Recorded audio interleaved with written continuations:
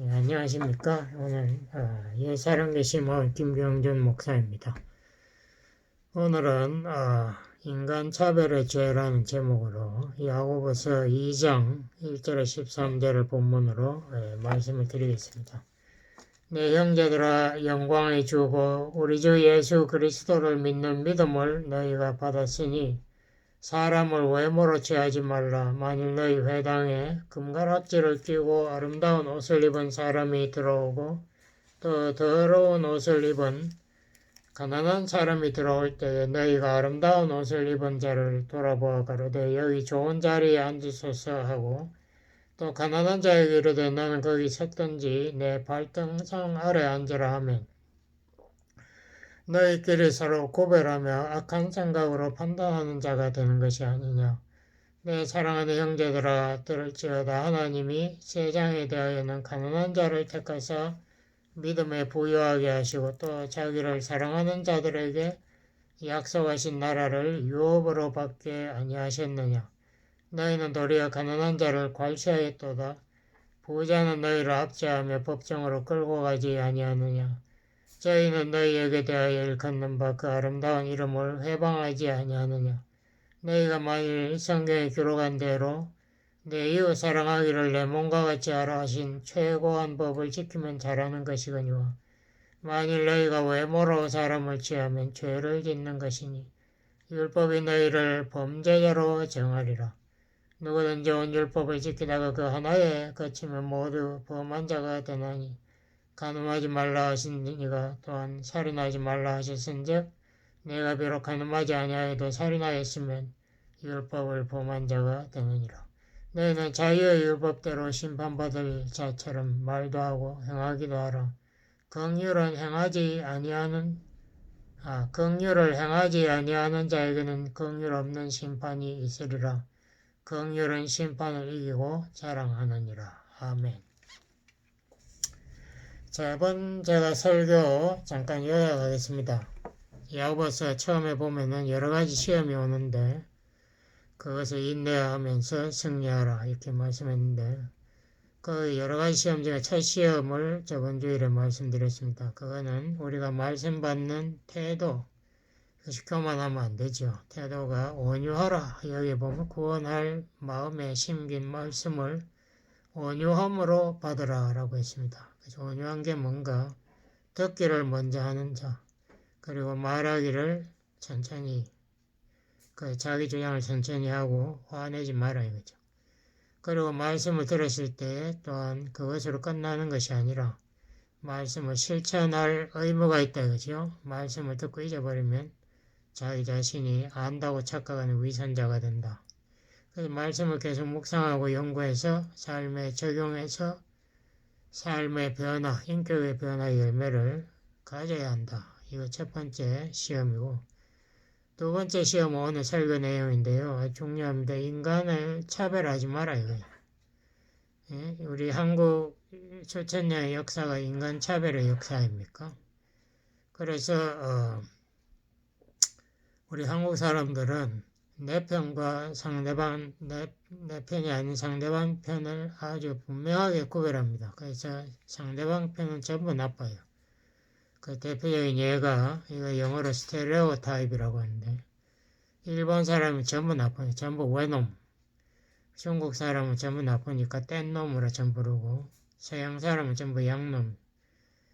그리고 예, 흑인들은 전부 감동이고 양반인데 양반이 아닌 사람들, 관리가 아닌 사람은 전부 쌍놈이고 그리고 어머니가 없는 사람은 전부 호라비 자식. 욕할 때 쓰는 거죠. 그리고 정실에서 난 자식은 적자라고 하는데 첩의 자식은 서자라고 해서 인간 취급 안 해요. 서자는 관리도 될 수 없고 재산도 물려받을 수 없고 일단 자식이 아닌 거래. 그래서 옛날에 제가 기독교 방송 여기 들으니까 한국에서 이렇게 부모에 버려져가지고 자란 흑인 호녀가 감정하는 게 나오더라고요. 그거 참 제가 들으면서 굉장히 창피하게 느꼈는데요.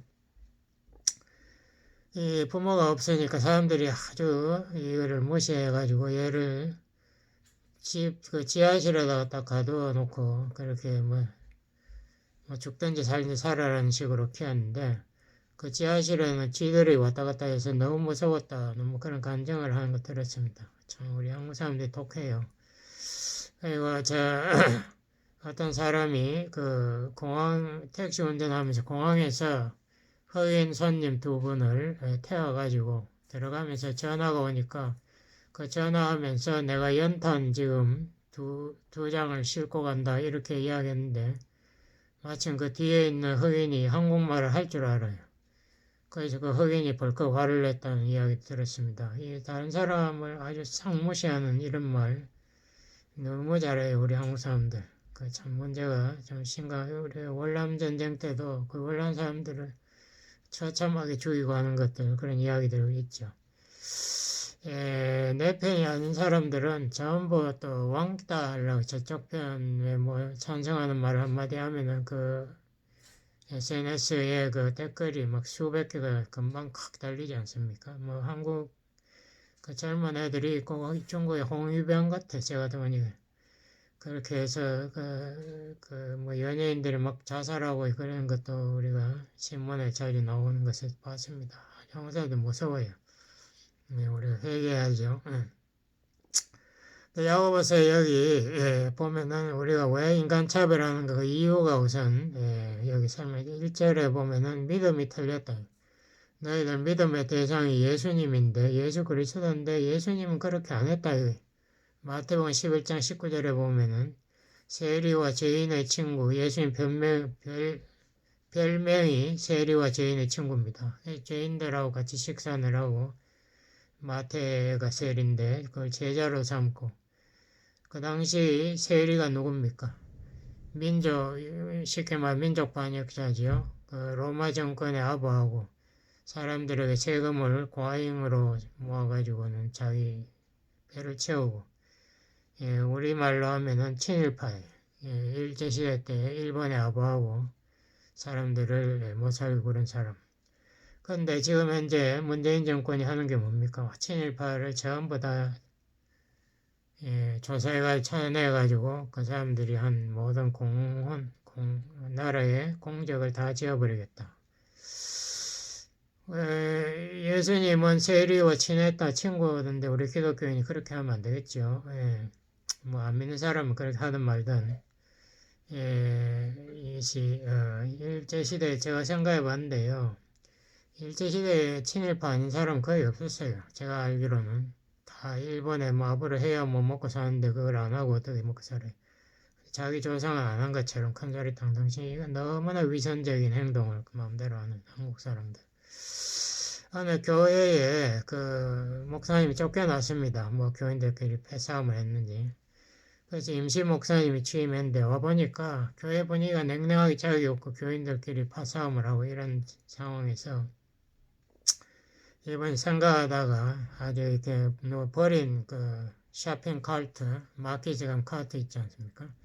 카트를 하나 주워가지고 거기에다가 사람들이 버린 옷을 쓰레기를 주워가지고 거기 담고 거기에다 맥주를 한 깡통 갖다 부었습니다. 붓고 자기 옷에도 붓고 그 예배 시작하기 10분 전에 그 카트를 밀고 교회에 들어갔습니다. 뒷자리로 들어가서 앉으니까 안내 집사님이 와가지고 빨리 나가라고 막 화를 내더래요. 냄새가 너무 난다고 이제 화가 난. 그래서 목사님이 아무 말 안 하고 걸어가지고 앞문으로 해서 딱 나와가지고 자기 사무실로 쏙 들어갔어요. 그래서 이제 예배 시간이 되니까 다시 그대로 그 옷을 입고 툭 들어오니까 사람들이 깜짝 놀란 거죠. 저 사람이 왜 들어오나. 근데 강단에 탁 서더니만은 설교를 하는데 오늘 이 본문을 가지고 설교를 하는 거예요. 그러면서 이 교회가 정말 위선적인 교회 회개해야 된다고 설교를 하니까 교인들이 크게 충격받고 회개했다는 뭐 이야기가 있습니다. 마태복음 22장에 보면 이런 말도 있어요. 바리새인들이 예수님 시험하러 와가지고 예수님 부르면서 이래요. 당신은 사람을 외모로 보고 차별하지 않는 줄 우리가 다 안다. 그 소문이 난 거죠. 차별 안 하는 거. 그마치 예수님은 약한 자들과 친했다. 이 인간 차별하는 이유가 두 번째 나온 게 4절 이후에 나온대요. 너희가 악한 마음으로, 악한 동기를 가지고, 악한 마음이 뭔가, 악한 생각이 뭔가, 예, 제가 많은 경우에 사진 찍고 이런 거 할 때 그걸 제가 눈여겨보는데요. 거의 많은 사람들이 자기가 제일 앞에 가운데 딱 서려 그래요. 안 가면 앉으면 거기 앉아가지고. 자기가 어떤 거기 대표라는 것을 나타내려고 그렇게 하는 사람들을 제가 많이 봅니다. 그것이 자기 과시하겠다 이거 아니겠습니까? 그리고 약한 자들을 자꾸 무시하고 억누르려고 하는 이유가 뭡니까? 제가 이렇게 보니까 우리 한국 사람들의 그런 그 성향이 아주 많아요. 제가 보니까 흑인들도 그렇더라고. 자기보다 높은 백인은 앞에 꼼짝 못하고 자기보다 약한 뭐 아시아 사람들 이런 사람을 콱 무시하려고 덤벼요. 그런 사람들이 왜 그런가? 이 도토리 키재기라고 다 똑같은 사람들이 같이 서 있는데 자기가 더 크다는 걸 보이려면 다른 사람을 콱 내리 눌러야 자기가 올라가니까. 그래서 이 사람들, 이 바리새인들이 또 이 예수님을 계속 공격하지 않습니까? 안식일에 왜 병자를 고치냐? 십계명을 어겼다. 뭐 제자들도 공격하고 그게 왜 그렇습니까? 자기네들의 신앙이 우월하다는 걸 보여주려고 그렇게 공격하는 겁니다. 그게 악한 동기죠. 약한 자들을 무시하고 억누르고 자기 과시하겠다.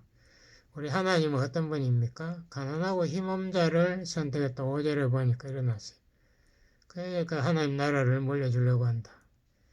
이 고린전서 1장 27절에 보면은 사도 바울이 고린도 교회 교인들에게 편지하면서 이랬어요. 너희들 주위를 돌아봐라. 거기 어디 높은 사람 있나? 힘 있는 사람 있나? 부자 없다 이거예요. 천하고 멸시받고 가난한 사람들만 있지 않느냐? 하나님이 이렇게 힘없는 사람들 불러서 자기 나라 백성을 삼았다. 예수님도 마찬가지입니다. 자기 제자 삼을 때에 저희들이 보기에는 참 제자 자격이 없다고 생각, 마지막 예수님 죽을 때까지 자리 다툼하는 이런 제자들 예수님이 제자로 선택했어요. 그 마태복음 5장 그 산상수훈에 보면 심령이 가난한 자가 복이 있다. 심령 가난하다는 것은 영적으로 내가 하나님 앞에 살 자격이 없다. 파탄했다. 그렇게 회개하고 자기 가슴을 두드리는 우는 자가 복이 있다. 누가복음 6장 20절에 보면은 그냥 가난한 자라. 이건 물질적으로 가난한 자.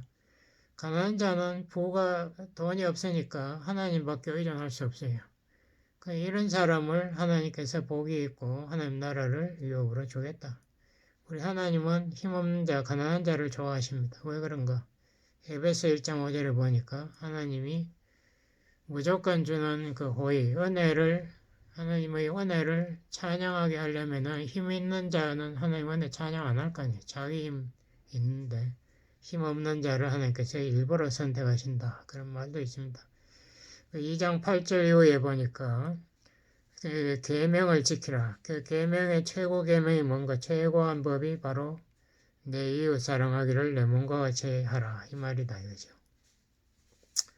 예수님도 서기관이 최고 계명이 뭐냐고 물었을 때 하나님 사랑과 내 이웃 사랑이라고 이렇게 이야기했고 그것이 바로 모든 선지자와 율법의 강령이다. 강령, 그 집을 바치는 기둥이다. 강령. 모든 율법의 근본, 모든 성경의 근본 정신이다. 왜냐하면 선지자와 율법은 구약성경 전체를 가리킬 때 그렇게 불렀어요. 그러므로 성경의 근본 정신이 바로 사랑이다. 사랑은 제가 생각해 세 가지 말로 요약할 수 있는데요. 첫 번째는 은혜. 은혜는 조건 없는 사랑입니다. 자격 없는 자를 환영하고 사랑하는 것이 이게 은혜예요. 두 번째는 구약의 중심 단어 헤셋. 헤셋이 뭡니까? 불변의 사랑, 변치 않는 사랑, 충성된 사랑, 언약의 사랑, 이거 헤셋.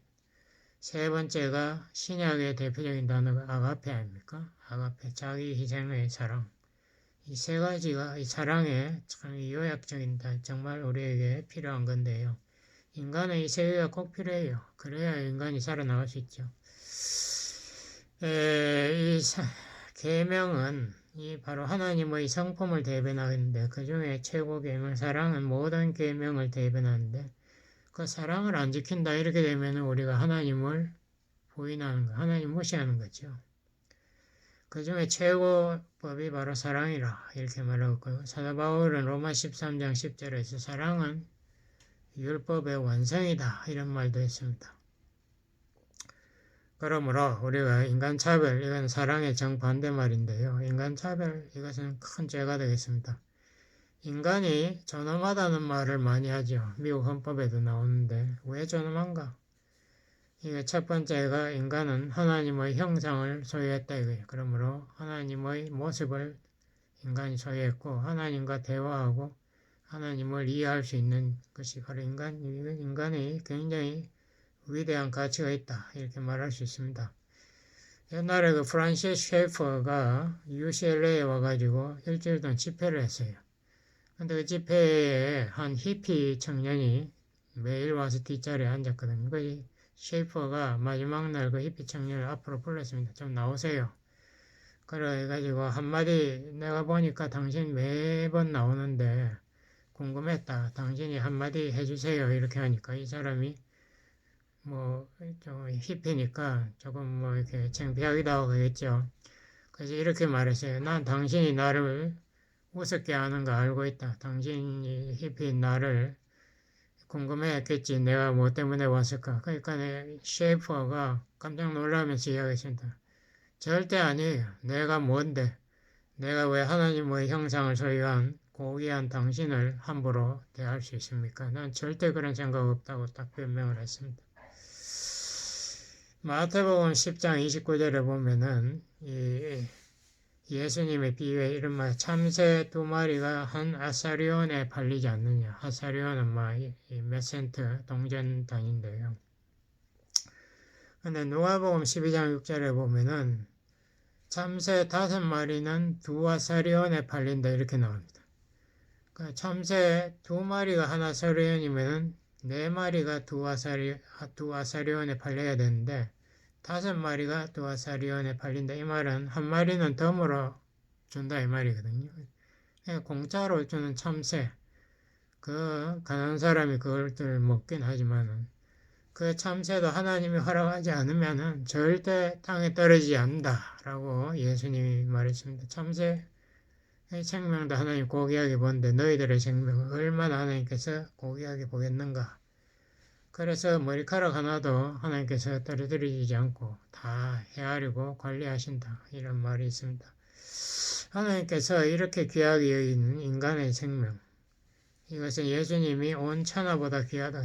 사람이 온 천하를 얻고 자기 생명을 이룬 무엇이 도움이 되겠나 이 말을 하셔. 온 천하보다 귀한 것이 인간의 가치다. 또 인간이 이렇게 고귀한 이유 중에 또 두 번째 이유가 이 예수님, 하나님의 아들 예수님이 인간을 구원하기 위해서 스스로 십자가를 지고 죄 사함의 길을 열기 위해서 오셨다. 이 자체가 얼마나 인간이 고귀한가. 우리가 투자하는 그 돈을 보면 그 가치를 알지 않습니까?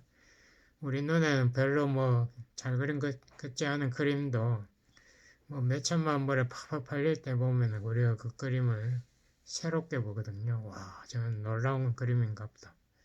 그 가치가 투자에서 나타났는데 예수님이 자기 생명을 투자했어요. 당신과 나의 생명을 살리기 위해서. 예수님이 동물 위해서 죽은 거 아니지 않습니까?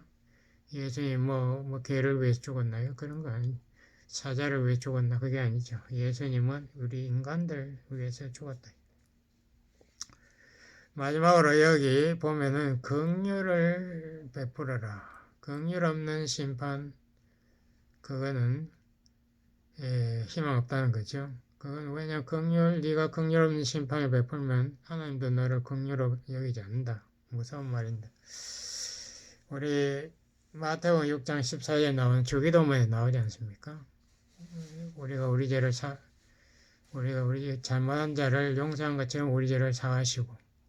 그럼 우리가 용서 안 했으면 어떻게 돼요? 15절에 보니까 너희들 용서 안 하면 너희 죄도 용서 안 하겠다. 하나님이 예수님이 분명히 선언했습니다.